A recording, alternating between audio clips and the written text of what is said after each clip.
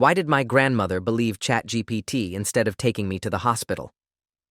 The pain in my abdomen started during breakfast at Grandma Lorraine's house on a Saturday morning in March. I was 17, staying with her for spring break while my parents were on their anniversary cruise to Alaska. Grandma had become obsessed with artificial intelligence over the past year, constantly talking about ChatGPT and how it was smarter than any doctor, any expert, any professional in any field. She'd spent thousands of dollars on AI subscriptions and online courses, teaching seniors how to use language models for everything from medical advice to legal counsel. I'd thought it was harmless, just an elderly woman excited about new technology. I was wrong.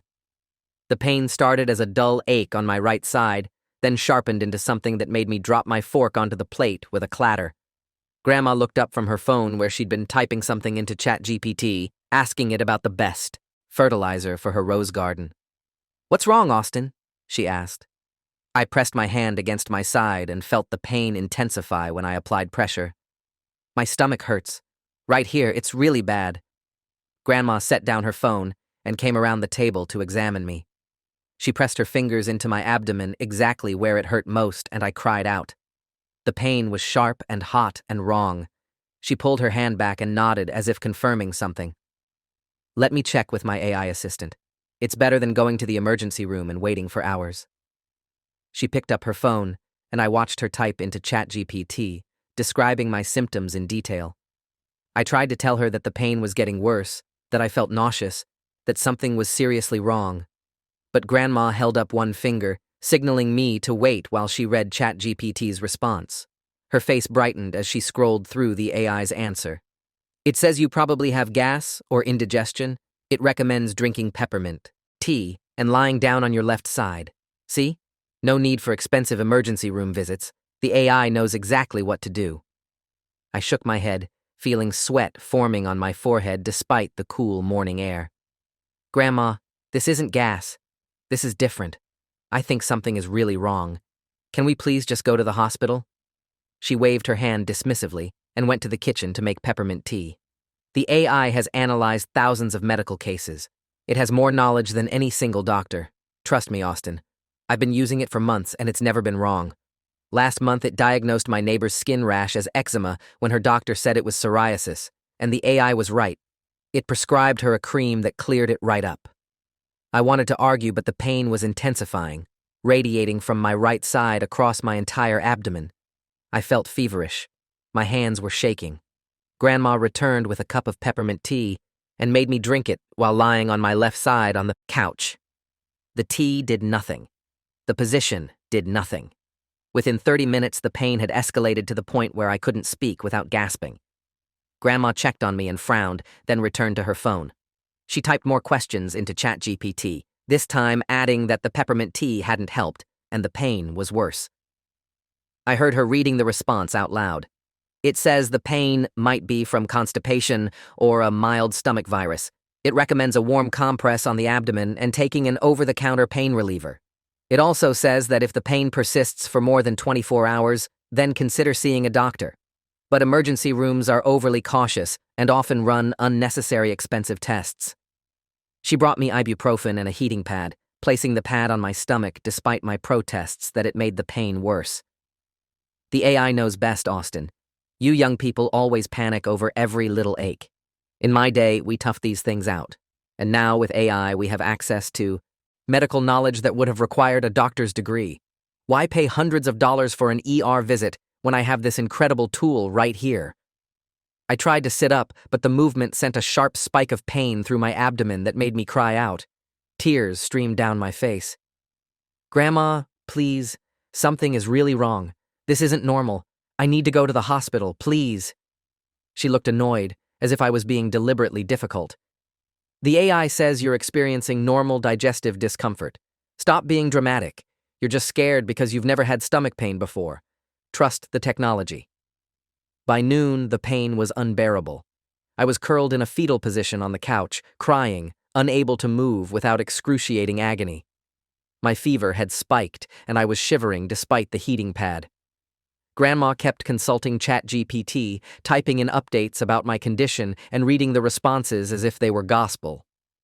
The AI says the fever indicates your body is fighting off a minor infection. It recommends staying hydrated and getting rest. It specifically warns against going to emergency rooms during viral infections because hospitals are full of sicker people and you could catch something worse.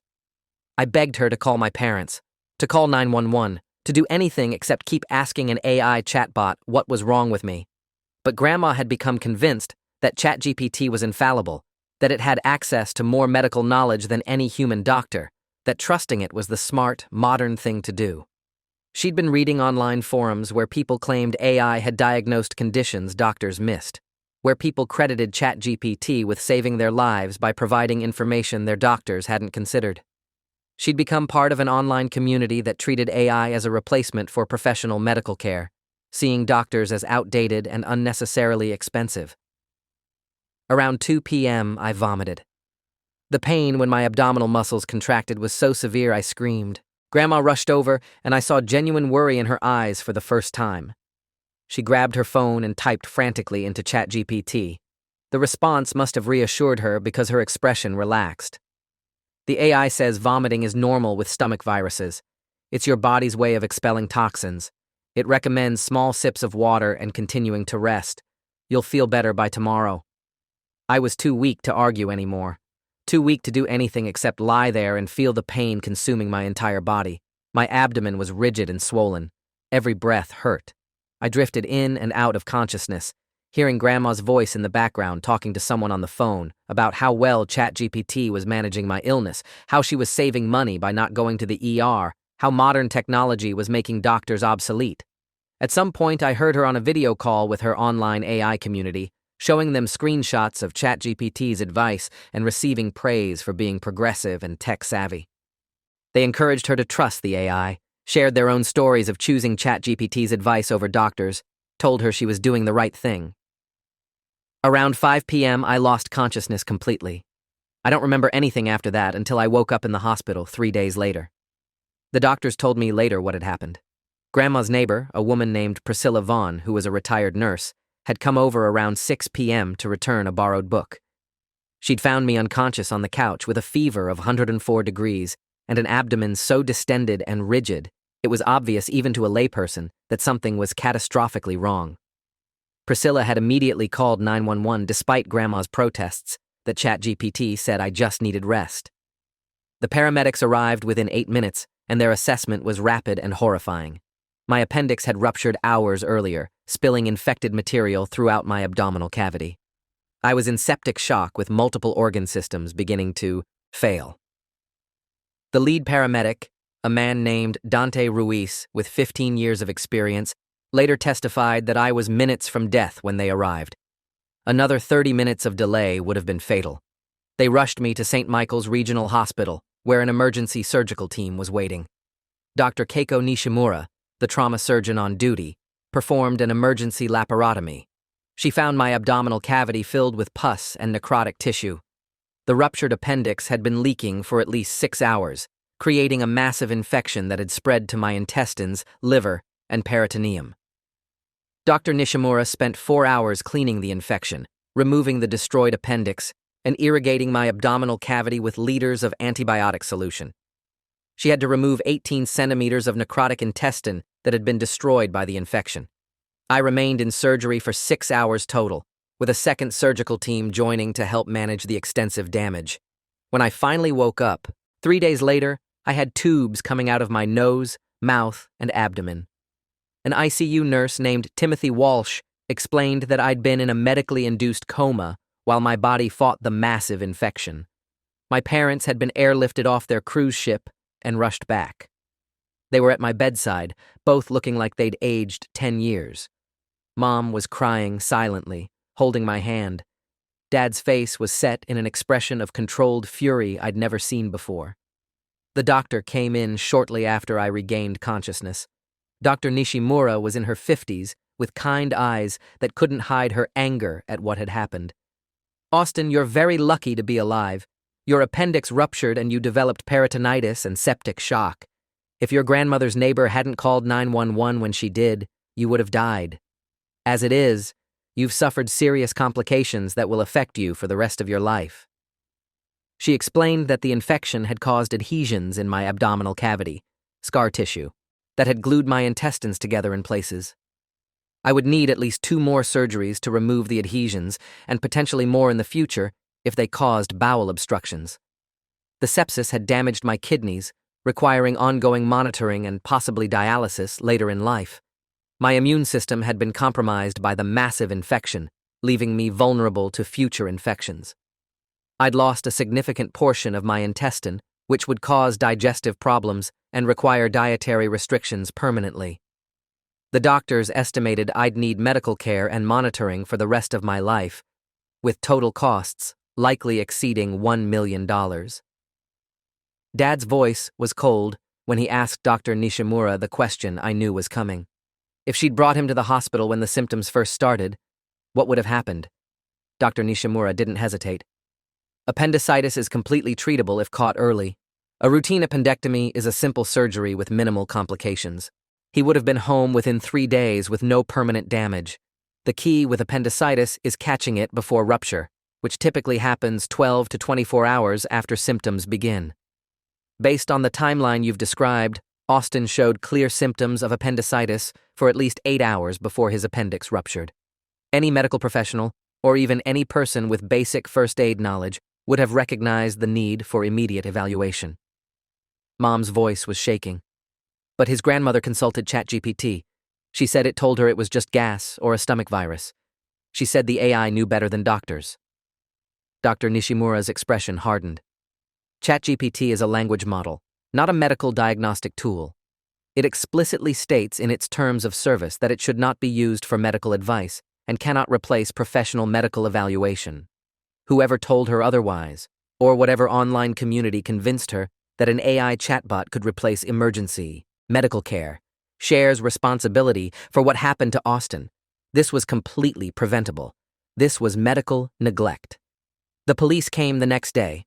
Detective Angela Frost specialized in child endangerment cases, and she listened to my parents' explanation of what had happened with an expression of increasing disbelief.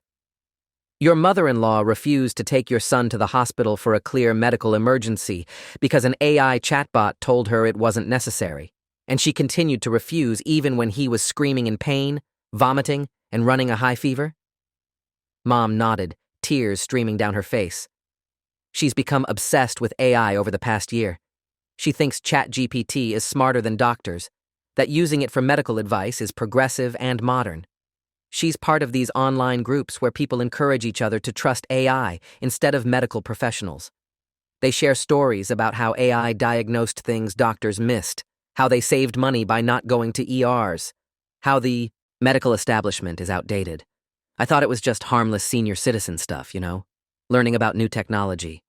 I never imagined she'd actually refuse emergency care for my son because of it.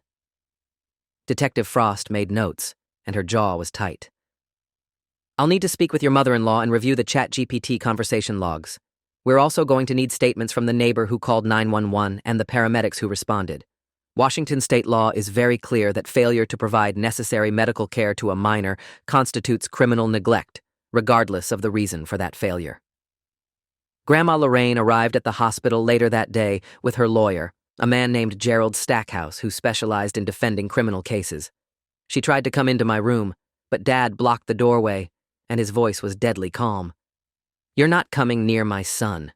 You let him nearly die because you believed a computer program over common sense. You ignored his pain, his pleas for help, his obvious medical distress because some AI told you he was fine. You chose technology over his life. Grandma's face crumpled and she started crying. I thought I was doing the right thing.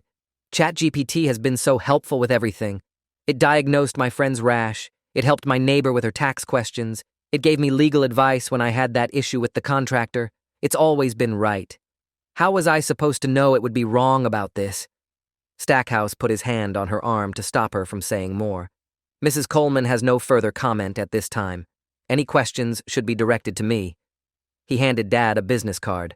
I'd advise you to consult your own attorney before making any decisions about how to proceed. This was a tragic misunderstanding, not criminal neglect. Dad's laugh was bitter. A tragic misunderstanding. Your client ignored hours of obvious symptoms, refused multiple requests to go to the hospital, and consulted an AI chatbot instead of medical professionals. My son nearly died and will have permanent disabilities because of her negligence. This isn't a misunderstanding. This is criminal child endangerment, and I'll be pressing charges. The investigation moved quickly. Detective Frost obtained Grandma's phone records and extracted her entire conversation history with ChatGPT. The logs were damning. The AI had actually never told her not to go to the hospital. Every single response from ChatGPT had included a disclaimer stating, "This is not medical advice. If you are experiencing a medical emergency, please call 911 or visit your nearest emergency room." Grandma had selectively read only the parts that confirmed what she wanted to hear, ignoring all the explicit warnings that she should seek professional medical evaluation. Detective Frost also discovered that ChatGPT had actually suggested emergency care multiple times.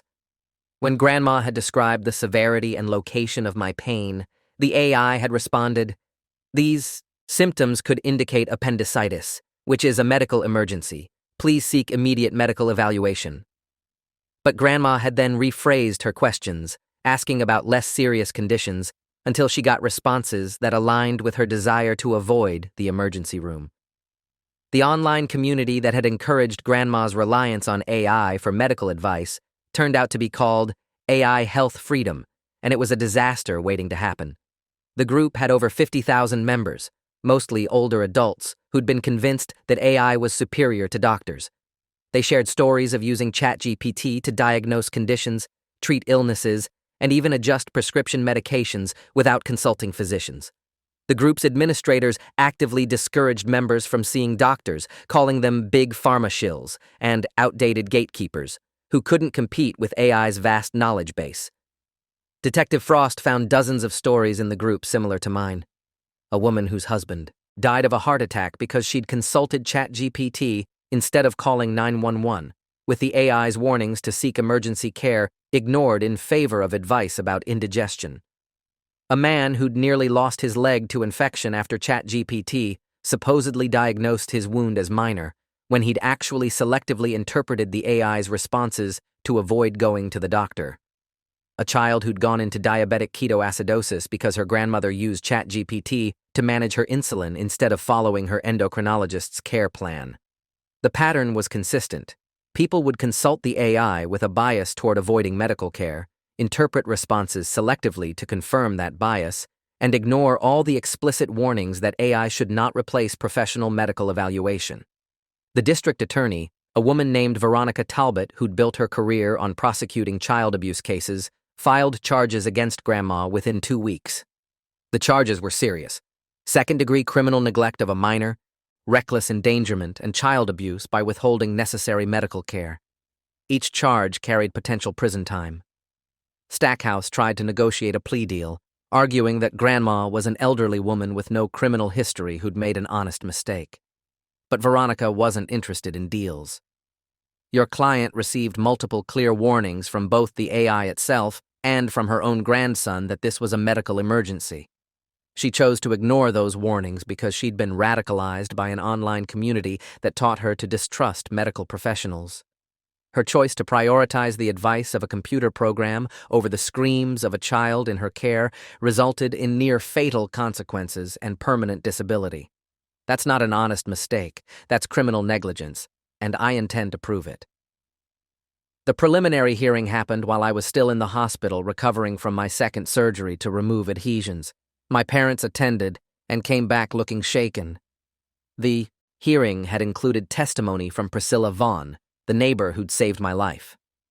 Priscilla described finding me unconscious with obvious signs of severe illness, while Grandma insisted I just needed rest because the AI said so.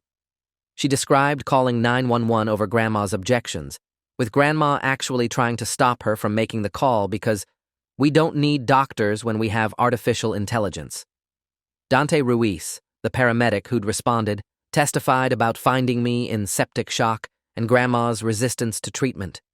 She'd argued with the paramedics about whether I really needed to go to the hospital, showing them her phone with ChatGPT's responses as if that should override their medical assessment. The paramedics had been forced to threaten her with obstruction of emergency medical services charges before she'd finally stepped aside and let them work. Dr. Nishimura testified about the extent of damage caused by the delay in treatment and her expert opinion that every hour of delay had exponentially increased the risk of permanent injury or death. She walked the judge through what a normal appendicitis case looked like versus what she'd found when she opened my abdomen. She showed photographs of the surgery that made my mom leave the courtroom. The judge, an older man named Harold Newberg, who'd been on the bench for 20 years, looked physically ill by the end of the testimony. He denied Stackhouse's motion to dismiss, finding sufficient evidence to proceed to trial. He also denied bail reduction, stating that Grandma's continued belief that she'd done nothing wrong made her a potential danger to other minors in her care. The case attracted national media attention within days. The story of a grandmother who'd nearly killed her grandson by trusting ChatGPT over medical professionals hit every major news outlet. OpenAI, the company that created ChatGPT, issued a statement emphasizing that their tool explicitly warned users not to use it for medical advice and that they were not responsible for users who misused the technology by ignoring clear safety warnings. The AI Health Freedom Group was taken down by Facebook after the media coverage revealed the extent of medical misinformation being spread. But by then, the damage had been done, with thousands of members having been taught to distrust medical professionals in favor of AI tools that were never designed to replace human medical judgment. The group's administrators, a married couple named Douglas and Cynthia Pritchard, who had no medical credentials, went into hiding after receiving death threats. My recovery was slow and painful. The second surgery to remove adhesions had complications, leading to a third surgery. Each surgery meant more scar tissue, more potential for future problems. The infectious disease specialist managing my care, Dr. Raymond Kemp, was blunt about my prognosis. "You're going to deal with digestive issues for the rest of your life.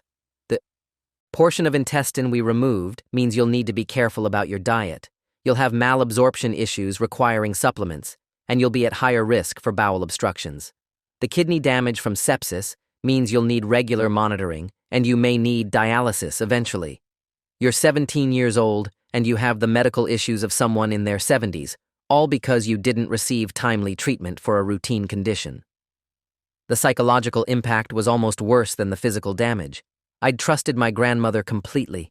She'd been a constant presence in my life, someone I'd spent summers with, someone I'd thought would always protect me. Learning that she'd chosen the advice of an AI chatbot over my screams of pain shattered something fundamental in me. The therapist the hospital assigned to me, Dr. Monica Claremont, specialized in medical trauma. She explained that what I was experiencing was a form of betrayal trauma, the psychological injury that occurs when someone we depend on for survival harms us through their actions or inactions. Your grandmother was in a position of authority and trust. You were completely dependent on her for care. When she chose to believe an AI over your explicit requests for help, she violated that trust in a profound way. Recovery from that kind of betrayal takes years, not weeks or months. My parents hired a civil attorney named Beatrice Hoffman, who specialized in medical malpractice and personal injury. Beatrice filed suit against Grandma for the medical costs, pain and suffering, and future care needs. The lawsuit demanded $5 million, which seemed astronomical until Beatrice broke down the numbers. 3 surgeries so far, with at least 2 more expected. Ongoing specialist care for digestive issues, kidney problems, and immune system monitoring. Psychiatric care for trauma. Lost educational opportunities because I'd had to withdraw from my senior year of high school and would need online courses instead. Loss of future earning potential due to disability. When Beatrice laid it all out, $5 million seemed almost conservative. Stackhouse tried to argue that Grandma was judgment-proof, that she lived on Social Security and had no assets worth pursuing. But Beatrice had done her homework. Grandma owned her house outright, worth about $600,000. She had retirement accounts worth another $200,000. She had homeowners insurance that might cover some of the damages depending on policy language.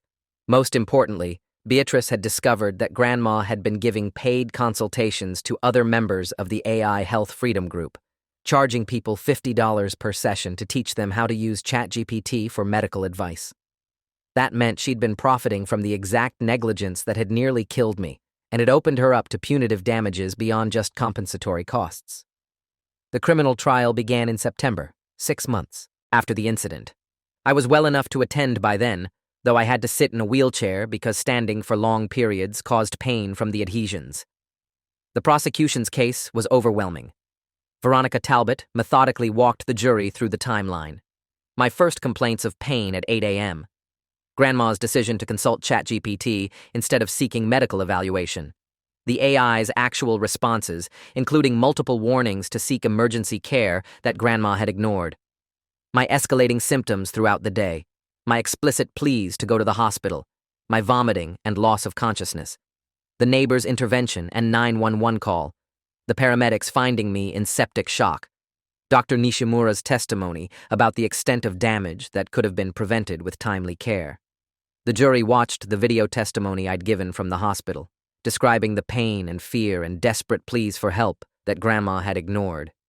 They read the ChatGPT logs, seeing for themselves how the AI had warned about appendicitis and recommended emergency evaluation.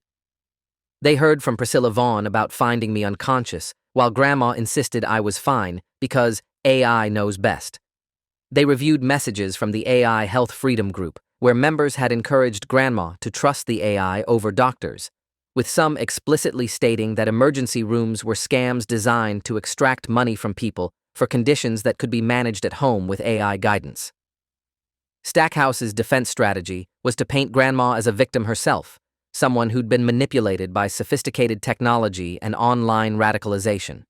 He brought in an expert witness, a technology ethics professor named Dr. Nathan Kirkland, who testified about how AI tools could seem authoritative and trustworthy, especially to older adults who didn't understand their limitations.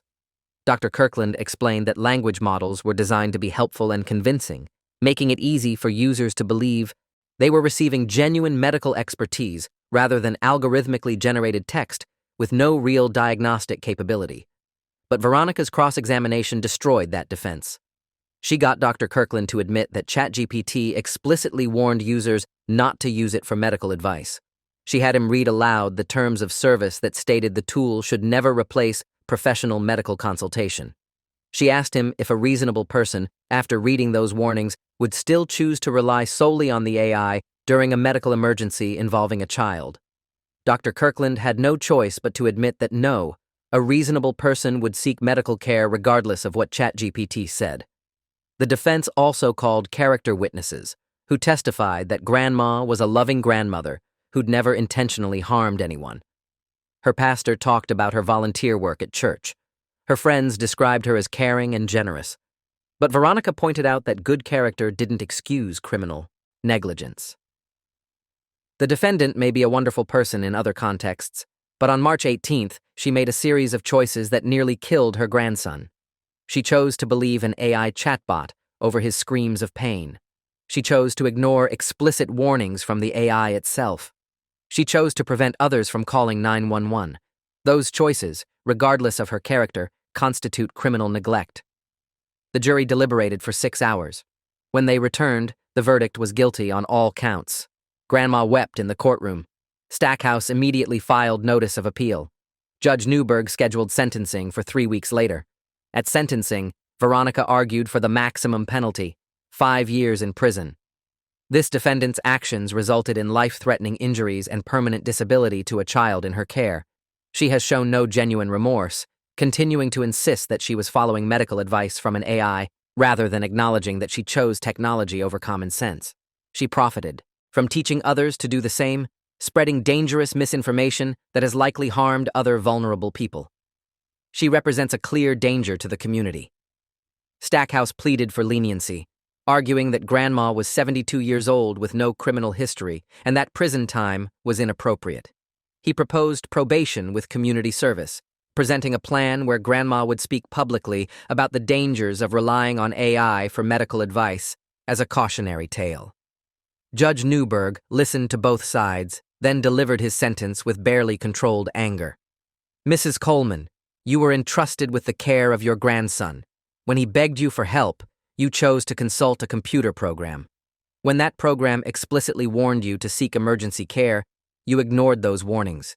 When your grandson lost consciousness, you still refused to call for help. Your actions nearly resulted in his death and have left him with permanent disabilities that will affect every aspect of his life. You have expressed more concern about your own reputation and legal troubles than about the harm you caused to a child who trusted you. I find no mitigating factors that would justify leniency.